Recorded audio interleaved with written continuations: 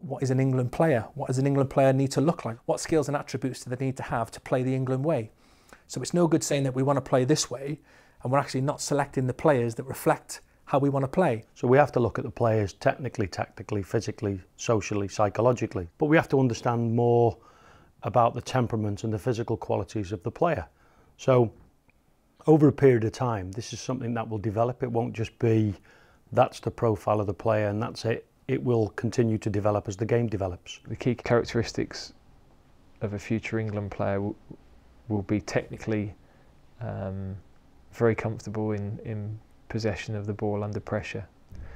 There'll be a physical resilience and robustness. The mental resilience of players will be critical. The ability to withstand successes and failures which can knock players off focus in terms of their career pathway. A constant desire to be the best they can be. So never accepting that they know everything, never accepting that there's nothing else for them to learn.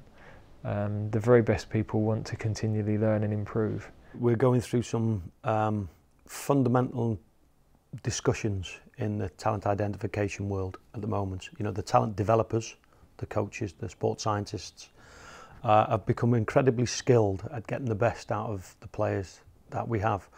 What we need to make sure in talent identification, it's not just about the here and now, it's about trying to understand all of the factors that affect a player during his development, which we have to try and keep them in the system longer, more of them in the system longer. Try and avoid making just snapshot decisions on the basis of what we see that day.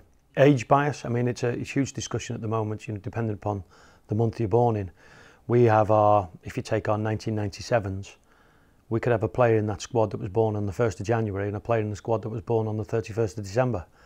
You know, there's a 12-month difference in that player, but they're playing in the same group.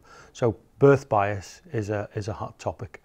But there's so many other factors. It's the psychological developments, it's the social and the cultural differences where players come from, the values that we uphold and what we want out of our players. What makes the players tick? So there's growth, and there's things called growth mindset and grit and determination. It's players being able to recover from a setback and see how they come back stronger. You know, the clubs are incredible at developing players now, and nobody, I mean, I've been fortunate, I've travelled the world looking at players, and nobody can tell me that there's talent anywhere else in the world which is better than what we've got in this country. There isn't. The talent in this country is here.